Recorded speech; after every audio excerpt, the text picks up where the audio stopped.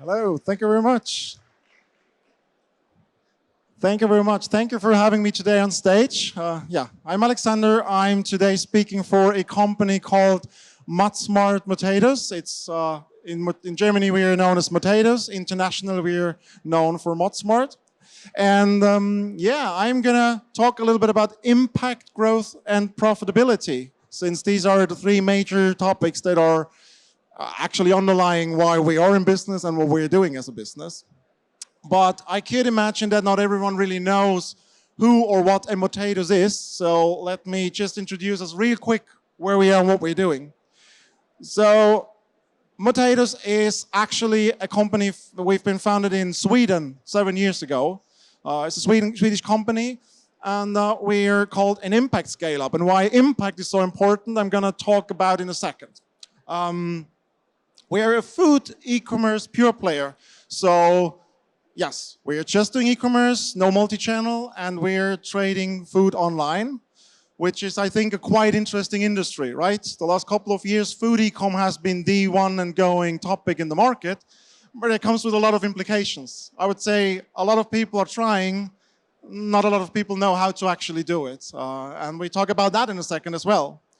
So we're doing that in a very specific niche, and I think that is also hugely important because there is a very good reason why food e-com is still a little struggling. And so what we're doing, we're selling overstock food. So that means products who are short best before dates, overproduction, seasonalities. We are purchasing big volumes of products directly at the suppliers, bring it to our warehouse, and sell it through our online shop to our B2C customers. We're only doing dry assortments for now. That's also important and on choice because, we need to find a market fit where we understand how we can actually grow sustainable and healthy. So obviously, fresh and frozen goods are a very tough challenge we are not yet ready to tackle. Said it before, we're doing it direct to consumer.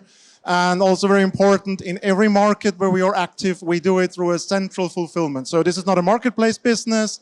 It's literally we are purchasing on our behalf, selling to our customers. And efficiencies in logistics, you could have guessed, is one of the very key success factors of sustainable food e-com business. And now, let's just show you a super short video where the concept of Motatos is also shown in a very funny way, as I believe. So a scent of happiness sweeping in fills the air. It's the smell of a blueberry pie. It's the wind through your hair. It makes the ice melt in spring. It's in that melody the birds sing. Ain't it perfect, would you say, the pace of life this lovely day? Glimpses of heaven reach in my eye. Makes me smile at the sunlight from a clear blue sky. It's in the sight of a butterfly's chase. right, hope you like it. Thank you very much. I mean, the reason I'm showing this to you is not just because we're super proud of it. We are, not gonna lie. But actually, I think this is really literally, this translates the notion. Wasting food is super stupid, right? And it happens for reasons, not because no one cares. It happens because there are no great solutions for it. And that is one of the underlying things why we are in business. There was a clear market gap. And just to give you an understanding, these food producers out there, they don't have overstock because they don't care. It's just we're in a world where 100% supply chain efficiency, it's just impossible, right? Whoever is out there saying like, I have 100% efficiency, not telling the truth. And the reason there is food overstocks and food waste is literally because not a good solution in place. And we have entered that niche and we were offering a solution for them.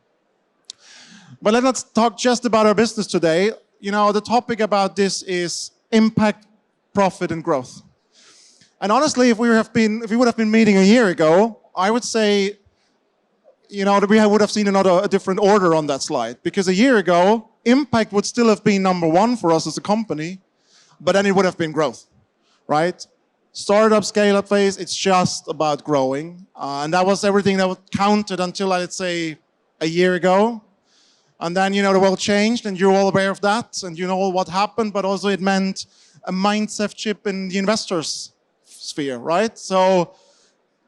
And it made it very important to reconsider your business priorities. And that's what we heavily did, and I'm going to talk about that a bit today. And that's why you see that's the order: impact, profit, and growth. But still, let's start with impact, right? So now you could say, why is impact so important for an e-com business? We believe it sets you apart from other businesses. And that is, for us, it was super crucial. We started this business not because we wanted to create a food e-com business. We were literally founded from the offline store of a food supermarket chain in Sweden. So the mission was first. But we learned today that being an impact company, this gives us the advantage on the market, because we attract a very specific kind of customer for a very specific reason. And honestly, not gonna lie, this also allows us to make mistakes. Customers forgive us sometimes a little easier because they know, there is a good reason behind what we're doing, and that helped us a lot to test and learn and scale the early markets. Not being perfect from day one, because we all know, especially in Germany, it's such a competitive landscape. You cannot make a lot of mistakes. We also didn't make a lot of mistakes, but a few we did, not gonna lie. And having a clear purpose and an impact mission helped us. So our impact is food waste. What you see up here is from the United Nations Sustainable Development Goals, from the Agenda 2030, where they put reducing food waste by 50% until 2030 as one of their SDG, Sustainable Development Goals. So this is where we tackle it. At the same time, we have a second mission, which also aligns with the United Nations goals, is access to nutrition for people. And we've learned, especially during the last year, where people's realities have changed a lot. And where sustainability was the main driving notion when we started in Germany, now it's about affordability, right? People see a big cut in their pockets, like their economic restrictions have straightened up a little bit. So these are the two most important topics when we talk to customers, and this sets the baseline for success. So we strongly believe it will be almost impossible to make a change in the world if we don't make it also affordable for customers. We understand today people are not really willing to pay a premium for sustainability, right? People don't want to pay more to be sustainable. It needs to come basically free of charge. So with us, the advantage is you even save. And that is super important for us because that sets us apart from regular food e-commerce. We have the mission, and we have the price positioning, and we have a very distinctive target group. And I think that is one of the main reasons why we can proudly say we are almost a profitable food e-commerce company. I'll talk about the almost in a second as well. What does impact mean in numbers for us? Today we're online in 6 countries, started in the Nordics. We're in the Nordics, Germany, Austria, and the UK. And we've saved 25,000 tons of food last year alone. So this is the number of impact you can see. This is measurable. This is an equivalent to, let's say, 19,000 tons of carbon dioxide emissions we have been saving by this. And today the business is roughly at 100 million revenue size. Okay, let's get to the juicy parts. Profit, right? Why is it so difficult for e-commerce companies to be profitable? If you can see this, you don't need to read all of that, but you all know that food today is where I'd say consumer electronics was 15 years ago, and where home and living was, 7 years ago, and fashion, all same timeline. But it is one of the last businesses now to turn digital for a reason, because no one believes it's possible to be profitable there. And actually, we have a lot of very, famous competitors where we understand, yes, they are not profitable. It's very, very, very difficult.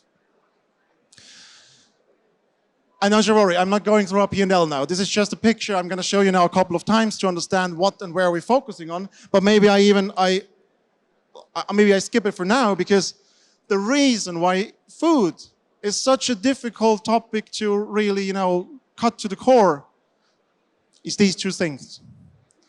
The products we are trading have an incredible smart contribution margin, right? No matter if I sell cheap or expensive, a bag of chips, selling that alone is always, the contribution is always smaller than what DHL is charging for delivering it, smaller than what we can pay on CPOs, smaller than what you have to pay in your logistics. So the contribution on the product is so small, and at the same time it comes with a huge basket size, because that's the only way how you can make it profitable, right? Selling 10 bags of cheese, forget it, that doesn't make sense. So you need to have a good basket, but that at the same time drives costs. So this is the really tricky part for every food e-com business. Find that sweet spot where you can actually make some money without sacrificing other things, right?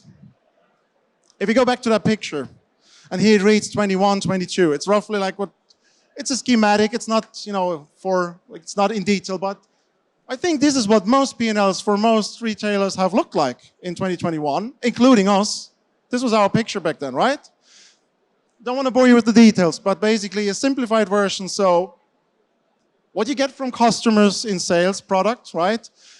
Then you have a little bit what you spend on vouchers and returns. And this is the first beautiful part here. There is no returns with food, right? If you're in fashion, you need to sell your sneaker 3 times until it sticks with the customer. If you're in consumer electronics, returns are significantly better, but dealing with these returns, super expensive. Food, no one returns food. That's beautiful. So that means the money that sticks with you, that means like what you have to pay for the supply. You have the logistics costs and you have your marketing costs. And most likely, once you've sent out your order, you've spent more on the entire journey and you cannot pay for your overhead anymore, because even on your marketing step, you're already negative, because purchasing customers is expensive. And it got super expensive for basically everyone last year, including us. So our marketing costs, they didn't develop very good. So what we did, we totally restructured, right? We totally refocused and we're driving a different picture for this year, and did it quite successfully. So the first one to tackle, obviously, the net AOV per order. So what we're doing here, we are working with a very distinctive range of assortment. If you think of a regular supermarket, you understand, okay, offline 20,000 SKUs, online 9,000 SKUs. If you even go for quick commerce, I've counted 2,400, 2,500 SKUs in quick commerce. We made a very conscious decision. We don't want to trade more than 1,600 SKUs, but that comes obviously with a heavy benchmarking for performance. So what we do is, in our purchasing department, and I know it sounds a bit weird because we're at the Expo, we talk a lot about digital marketing and all of that, but actually fixing your basic unit economics on your assortment size, this is really what made the difference for us. Not just, we need to care about the long tail, we don't even have a long tail, right? That is the most tricky part for us. Smart pricing, what do I mean with that? It goes hand in hand with the next one, demand generating merchandising. I see a lot of food retailers out there, they just trust in customers finding whatever they want, because they have the feeling like they are solving some, needs. Customers go there because they want to do their weekly shopping. We don't do that. We do it the other way around. Every morning, the Motatos stage opens, and it's always a surprise what's out there. We guarantee you there's something interesting for you to find. And we guarantee you, you will find deals that make a difference for your pocket. But we'll not guarantee you that your favorite product is there today, because maybe it isn't, or most likely it isn't. So we completely flip, why a customer is coming to us. Not because they are hungry, but rather because they are bored, or because they just they're curious, or they just want to get inspired, or it's a lot about this part of the journey with our company. And then, of course, we were adding a private label to make sure that we can service the underlying, to make sure we always have the basics in stock, basically. That's what we did here, right? At the same time, still on the boring topic of unit economics, but at the very same time, getting our supply chain in order. There is a reason why the Motatos model is a different model than regular retail. And that is because we talk and work differently with the customers, with our suppliers, not the customers, with our suppliers. There's an old way of doing overstocks. We're not the first one who were taking care of that problem. But we're the first ones who do that in the most efficient way, right? Before us, overstock business was a company had overstock. They didn't know what to do. They were reaching out for some traders. These traders were buying parts of the stock, were taking partial deliveries, whatever, traded amongst them, redistributed, and in the very end, the same stock ended up on Edeka on the storefront anyways. So we don't do this. Full transparency, and we can have only direct dialogue with our suppliers, makes it very, very efficient in our purchasing, and gets us to a picture where, compared to the picture before, the AOV part is already much, much higher. And already on CM1 stage, we have much more revenue or profit. It's not profit yet, but contribution margin 1 in our pocket. Let's talk about the second part, logistics. I showed you the picture before. Logistics is actually, you know, the back pain of food e-commerce. It's not a difficult product to handle, but it's so many. I don't know if you could guess, but on average, 30 to 35 different products are included in the Motatos order today. It depends a bit on which market we're talking, but 35 different picks. All of them having a very, very small contribution margin. So we cannot win if we are not super efficient in logistics. Again, it's down to the unit economics, right? We have different setups in each market. And depending where we are and which stage we are, what we normally do, we launch a market, we partner up with a 3PL, we find efficiencies there, and then we evolve into a more efficient setup over time until we are at a certain threshold where we bring out the fully automated warehouse. And this is what we have already today in our Scandinavian warehouse. In Sweden, we have a fully automated warehouse where 150 robots are doing the job. That means we have the ability to sell this afternoon, sort the AutoStore cube during the night, and then on the next day, service the orders to our customers. And it means significant efficiencies in our warehouse. And I believe no food e-commerce retailer will survive if they don't go into automation heavily, because this is really what makes or breaks the difference. So we did that. We cut our costs by 34% per order. And we were able to do 28% more order lines in the same time. And this is the way to go for us for every market. At the moment, we are just doing this in the Nordics, and this is why I was telling you before, we are not fully profitable as a company, but we are fully profitable in Nordics. So this is proof that this is the way for the model. This is how you can do food e-commerce. Let's talk about the third part, growth. Actually, we're looking at a kind of a mixed picture here, because we understand, depending on the market, we see different maturity states where food is. If I compare Sweden, our home market, 3.3% of grocery revenue is done online.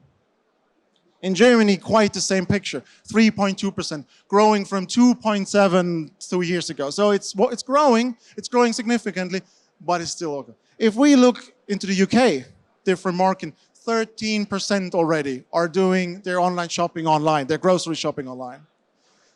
So we know from studies, and there's different ones. You know, there's more the skeptic ones and there's more the promising ones. But for Germany, we know that by 2030, we will be at least a 12% share, but most likely we'll be 25% or more. So we're looking at a market that is growing just because we are in this market, right? Food e-commerce doesn't go away anymore. It's just a question who's going to survive it, who is in control of the unit economics. But at the same time, now we have short-term tendencies that makes it a little bit difficult this year. Because we understand 29% of our customers, or as customers in general, stop purchasing for their favorite brand. This is super important to understand. People were sticking away, and even we're talking food, right? This is a very emotional topic. You wouldn't go for any food, you want to go for your food, but still 30% of the people skip their favorite brand. 47% of the people reduce their frequency on how they want to purchase their brand. And 54% of people were switching to cheaper brands, private labels, white labels, whatnot. Skipping the A brands, so to say, hurts the big ones really much, because people are just rather saving on food than they would save on travel. I think it's crazy, but it's just the numbers. So what we focused on as a second part to keep growth sustainable, we really looked into what is the barriers for us. And we've understood we have three main barriers why customers could be hesitant buying food from us. The food online share in the first place, right? Only 3.2% are doing online shopping with food. There's no point for us trying to find offline target groups, convincing them to buy from us, because we have two more barriers to explain. So we need to pick our battlegrounds very precisely. Where we put our marketing money, that matters a lot. So this is barrier number one. The changing assortment, I told you that before, is number two. And the third one is, yes, our best before days are shorter, right? And that makes it super important for us to understand where to find these customers. And this brings me back to impact, and here is where, we have the circle. This is so important to have a clear impact mission and have that clear statement so you can tell your customer, this is why you should come to us. 78% of the customers today come because of cheap prices. 2 years ago, that would have been a little bit different, but this is truly just, the effect of inflation. We see that. 64% of the customers, the primary reason to shop with us is they want to save food waste. And from there, assortment, inspiration, the advertisement was great, your reputation is good, pricing was good. Yeah, these are all important things, but this is not the main driver for why customers check back with us. So I think it is super important, and that is maybe a mistake some of these other competitors make. They don't have a super clear positioning. Why should a customer go to them? They are very interchangeable. We try to tackle this. So these are the principles, right? Build the love brand. We're affordable because we are sustainable. We are not affordable or sustainable, but because we are sustainable, that's why we're affordable. And super important to have local adaptations to it. We have 6 markets right now. Every market is a completely different stage of development, so we take care of that. And we want to have the same message across all markets because we know we have 2 very strong ones, so we stick to that. But we need to have a very different level explanation. We have more educated customers in Sweden because there we have 80% guided brand awareness. 80%, that's massive. If you go to Sweden and ask for food online, people will tell you, yeah, it's Motsmart, right? In Germany, we're at 14%. Aided brand awareness. And like the actual brand awareness, you know what that means, right? And in the UK, no one knows us yet. So it's super important for us that we go with the same message, but different level of explanation into the market. And to show you how we do this, I prepared now 2 more very, very short videos to just give you an understanding how we communicate in Germany as the next example, versus in Sweden, where people really know what we are doing already. Beim Wiegen schummeln? Mit Teewasser geizen? Schokolade neu verpacken? Das kannst du dir sparen. Motatos. Wir retten, du sparst. So it's still very fun, it's still very approachable, and for the international audience, like the voiceover was saying, are you cheating when you're weighing your food? Or are you repacking your old candy? You don't have to do this. Shop with us and you can save. So that is the very, very clear but fun message in Germany. Now comes the very complicated message we do in Sweden, where everyone knows what we're doing. I don't like trees. No. I don't like grass. Do you like seaweed? I don't like seaweed. It's too green and it feeds the turtles. I think I'm allergic to seaweed. Oh, that's tragic.